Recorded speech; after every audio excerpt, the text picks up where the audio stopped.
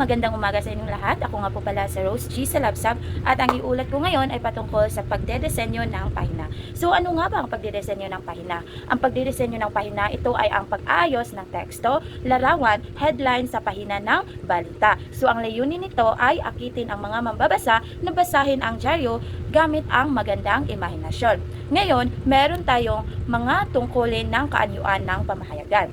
Una, ang ibig sabihin nito ay dapat ay maganda at may harmonya ang bawat pahina. Number 2, ang ibig sabihin naman nito ay dapat ay ang mas mahalagang balita ay nilalagay sa kapansin-pansing pwesto, halimbawa sa itaas. At ang pangatlo, ay dapat ay iwasan natin ang nakakalito na layout para hindi mapagod ang mata ng mambabasa. Ngayon naman, dumako tayo sa mga gabay sa pagdidesenyo ng pahina. Karoon ng sentro ng atensyon ay dapat ay merong isang pangunahing larawan o headline na unang humuhuli ng pansin ng mambabasa at ang ibang balita ay isusunod sa kanan nito. At ang mga tao ay normal na nagbabasa mula itaas hanggang kaliwa patungong ibaba hanggang kanan. Kapag hindi maganda ang gabay ng pahina, nalilito ang mambabasa at tuluyan na silang lilipat sa kasunod na pahina. Number 2, magkaroon ng layunin sa pagdidesenyo.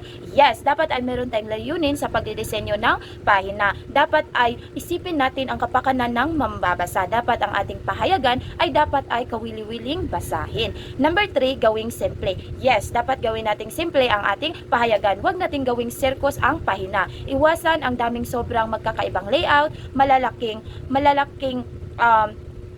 titik at or headline at kalat-kalat na larawan. At ang pang-apat ay dapat ay gumamit lamang tayo ng iisang font style para mas malinis tignan. At pang-lima, kung merong mabigat at malaking elemento sa itaas ng pamahayagan, ay dapat ay meron din sa ibaba hanggang kaliwa para pantay ito at merong balanse. Ngayon naman, dumako tayo sa mga prinsipyong dapat sundin sa mabisang pagdidisenyo. Number 1, harmonya. Pag sinabi nating harmonya ay ito ay okay. So halimbawa sa harmonya, kung ang balita ay patungkol sa bagyo, ang mga larawan, teksto at estilo nito ay malungkot at formal. So dapat walang nakangiting mukha at mga makukulay na disenyo. Dapat align ang imong ginagamit nga larawan sa imuhang paksa. Okay mo na ang harmonya. Next is katimbangan. So halimbawa sa katimbangan is hindi pwedeng siksikan lahat ng mga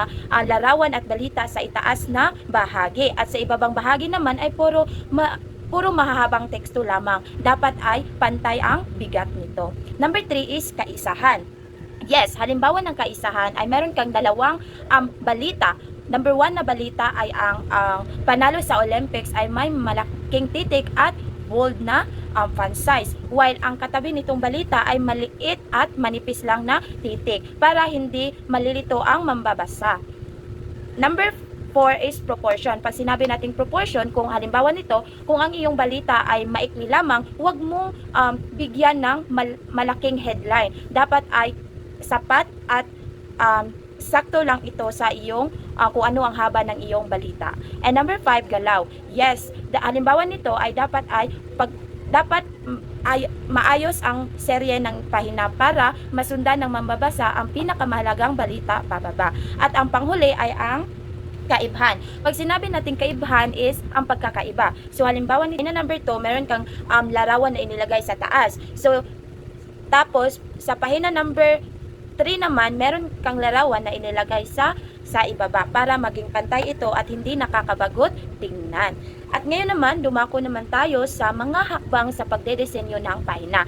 Number 1, ilista ang lahat ng mga akdang ililimbag ayon sa uri at kahalagahan. Yes, dapat ilista natin ang mga iba't ibang uri ng akda ayon sa kahalagahan nito.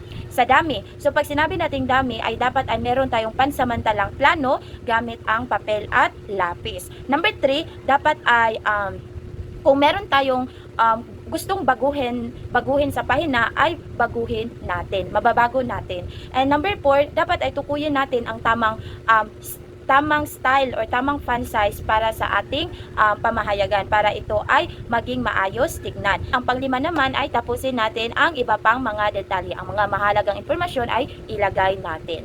Ngayon naman, dumako tayo sa mga sangkap na mabisang pagdidisenyo ng pahina. Number 1, payak at mahubuging estilo. dapat ay payak ang ating mga estilo na gagamitin. Number 2, mas dapat ay gumamit tayo ng malalaking titik at madaling basahin na font style para hindi malilito ang mga mambabasa. Dapat payak ang ating mga pamagat. At number 4, dapat ay maayos din ang ating presentasyon. And number 5, dapat ay hanggang maaari hindi tayo mag-jump stories or putol-putulin ang mga balita dahil nakakalito ito sa mambabasa. Huwag natin siksikin ang mga mahalagang balita o mga larawan sa pahayagan. Ngayon naman, dumako tayo sa mga dapat tandaan ng editor sa pagdidisenyo ng pahina. So number 1, kailangang alamin ang kahalagaan ng bawat bahagi ng pamukhang pahina, gamitin ang sumusunod na kaayusan. Pag sinabi nating B, ito ang itaas hanggang kaliwa. So dito nilalagay ang pinakamahalagang balita. Ang A naman, ito ang itaas hanggang kanan o dito nakalagay ang pangalawa sa pinakamahalaga. Number C, ibaba hanggang kaliwa. Ito naman ang pangatlo sa kahalagahan. And letter D, ibaba hanggang kanan. So dito ang pinakahuling prioridad sa pangunahing balita. At number 2, palitawin ang mga mahalagang istorya sa pahina. Yes, huwag nating itago ang malalaking balita. Dapat sa isang tingin pa lang ng mambabasa, alam na nila kung ano ang pinakamalaking issue sa araw na iyon. Number 3, matuto ng typography. Yes, dapat ay piliin natin ang mga letra ng estilo na babagay o makakabuti sa bawat uri ng may akda para maging formal ito at madaling basahin. And number 4, gamitin ang kahon. Yes, kung meron kang gustong diinan o mapansin na istorya, dapat ay lagyan mo ito ng kahon o kulay. Number 5, yes, dapat ay maglagay tayo ng sapat na espasyo kung saang makakahinga ang mata ng mambabasa. Number 6, mas mainam at mas magandang tignan kung ang iyong ginamit ay kombinasyon ng malalaking titik at maliliit na titik. Huwag puro malalaking titik or all caps. Number 7, yes, mas maganda tignan, mas maganda basahin kung ang pag-aayos ng kwento ay pahalang kaysa sa pinakamahabang kolom pababa. And number 8, yes, dapat ay maglagay tayo ng mga mabulaklaking mga salita upang isingit o ilagay sa biglaang kawalan ng balita. Ngayon, dumako naman tayo sa mga dapat iwasan sa pagdedesenyo ng pahina. Number 1 is ang thumbstaining. Halimbawa nito, meron kang dalawang magkaibang balita na magkatabi ang headline. Halimbawa, bagyo sa Manila at naaresto ang kriminal. Dahil pareho silang font at laki, mukha silang iisang mahabang headline kapag mabilis itong basahin. Number 2, yes, dapat wag nating ihiwalay ang mga istorya at larawan dahil nakakalito ito sa mga mambabasa. Number 3, pagkahon ng istorya. So halimbawa nito ay merong may dalawang magkahiwalay na balita, parehong may kahon na magkadikit sila. So mukha silang kambal na kahon. So nakakalito ito sa mga mambabasa kung saan sila magsisimula magbasa. At number 4 is sobrang puting espasyo. So pag sinabi nating sobrang puting espasyo, ang halimbawa nito ay may kalahating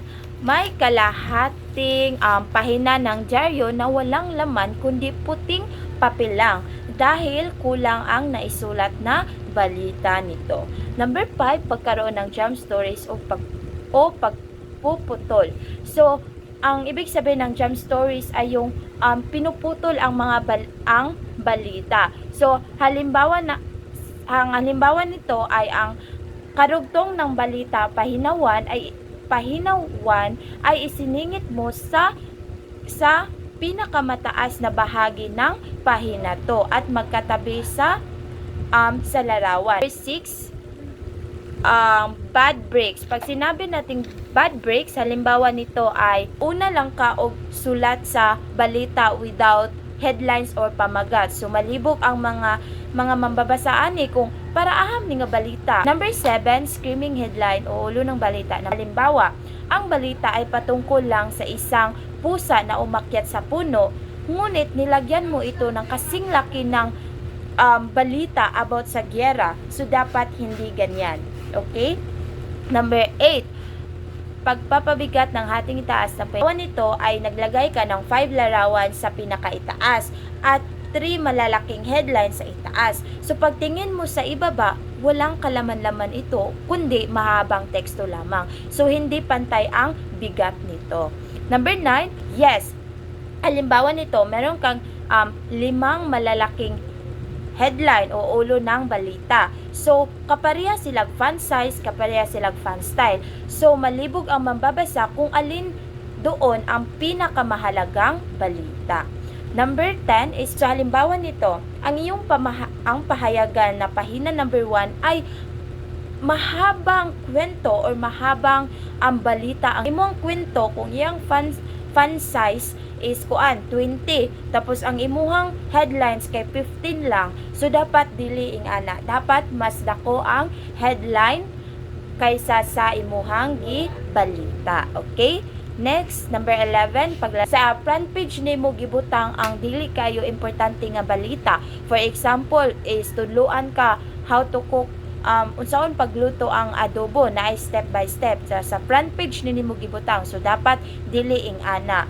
Number 12, paglalagay. So halimbawa nito ay ang pangalan ng pamahayagan, halimbawa The Manila Times. So ang The Manila Times imo siyang gibutang sa pinakataas nga bahagi nga dili na gud manotice sa mga mambabasa or sa dito na gyud siya sa naay margin. So dapat dili, dapat ang atong pangalan ng pamahayagan ay naa siya sa front page. Okay? Number 13, for example, anino is naa kay 3 ka headline or pamagat. So, ang number 1 nimo nga headline kay, ang imong gigamit na font style kay romantic. Pag abot na pud nimo sa headline number 2, imo na pong gigamit is Times Roman. Pag abot na pud nimo sa headline number 3, ang imo na pong gigamit is kanang Arial. So dapat dili ing ana, no. Ngayon naman, dumako tayo sa pag-iespasyo at tipong gagamitin. So una, tawag dito, ang sukatang ginagamit ng espasyo ay ang pika. Kung 1 pika, equivalent na siya or equal 12 points na ni siya. Okay? And ang estilo pat ay gumamit tayo ng madaling basahing fonts. Halimbawa nito ay ang Times New Roman at lagyan ng subheads kapag mahaba ang balita. Number 3, iwasan ang malabong print. Yes, dapat ay wag tayong maglagay ng teksto o larawan na hindi gaano klaro or malabo ito dahil nakakasakit ito ng mata ng mambabasa. At ngayon, dumako naman tayo sa paggamit ng kahon. Kung gusto mong bigyang diin ang isang espesyal na balita, gumamit ka ng kahon. Ngunit, mag-iwan ng sapat na puwang sa loob para hindi magmukhang masikip ito. At yun lamang po, nagtatapos ang aking pag-uulat ngayon.